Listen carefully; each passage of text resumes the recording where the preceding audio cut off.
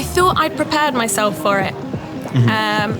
Until I had that one day where I had 0 people show up, and then I felt crushed.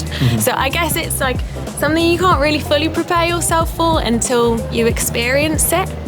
But I think it's all about also trying to reframe your focus and remembering the nights where there were more audience members and those connections, those conversations that were so touching and heartwarming. And it's just like remembering that everyone else is going through it. So like conversations with the other artists being like, when we're honest with each other and being like, I actually had 0 people show up yesterday as well, you know? So like just being aware that that's part of the whole Edinburgh Fringe experience with 4,000 shows going on.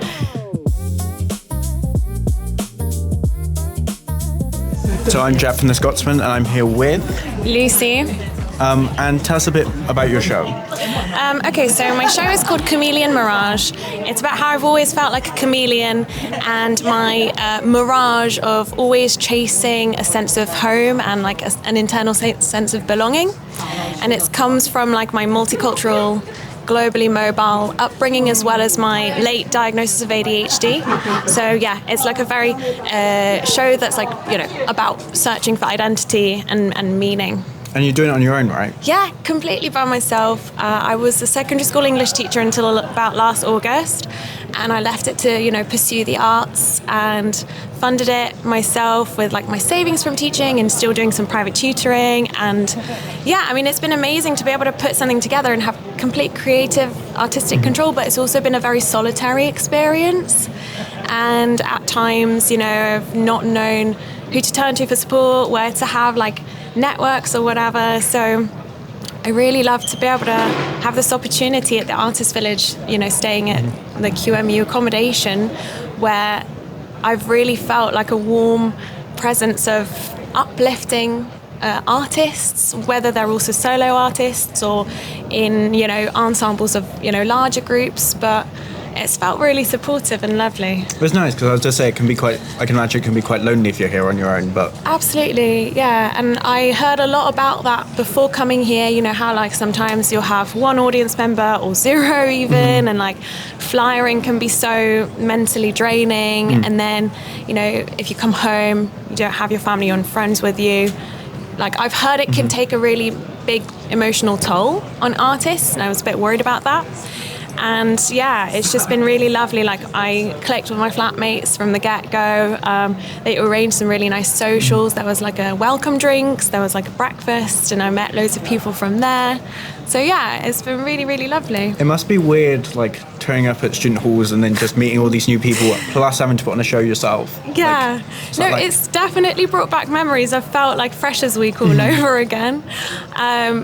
But it's also been really, really nice. I guess, like I said, throughout the whole journey, it was very, very solitary. I was the only person I knew who was doing a show in Edinburgh, let alone a solo show. And now almost everyone I meet is doing a show in Edinburgh, and like it's really fun to be able to connect and compare experiences and share tips and knowledge. And So have you made any friends? Are you all right? Definitely, yeah.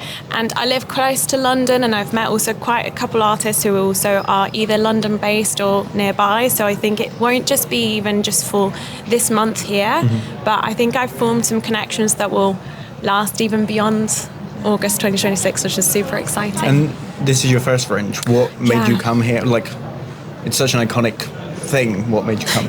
Well, I've always heard about it since I was a child. I mean, I was always a theatre kid, so my dad was saying, we got to take you to the Edinburgh Fringe sometime. And because I didn't grow up in the UK, so it was not very easy for us to come to Edinburgh in August until more recently, since I've been living in the UK. And then last year, after I quit teaching, I have one of my closest friends lives in Edinburgh. She was saying, come visit me and come see the Fringe finally. And coming as an audience member last year was super inspiring. And I guess I watched a lot of stand-up comedy actually, and that's what inspired me to begin with, to share my story in a very intimate way, in like a narrative format, and just to be able to have that whole creative artistic control and connect with your audience.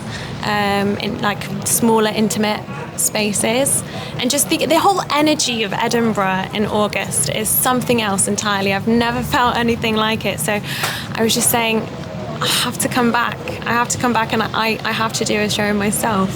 So I'm just super pleased to have been able to make that dream come true in a year. It's been a whirlwind. I can imagine. Yeah. And what's the reception been like to the show?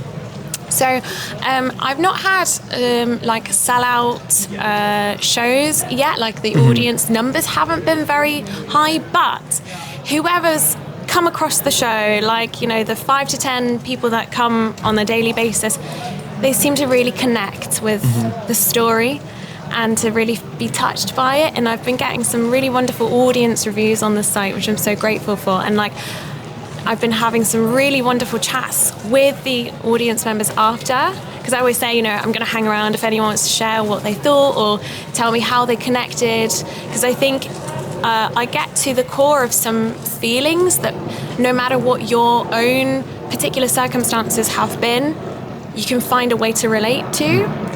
So that's just, that, you know, the reception in that way has blown me away.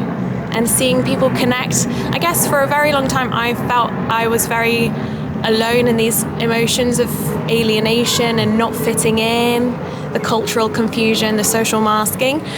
So it feels really therapeutic to have people come to me and say, no, I actually really related to this. It makes me feel less alone too. And it must be like so intimidating to be doing that all on your own. I mean, like there's always the fears of like, will anyone show up? Yeah. How was that for you? I thought I'd prepared myself for it until I had that one day where I had 0 people show up, and then I felt crushed. So I guess it's like something you can't really fully prepare yourself for until you experience it.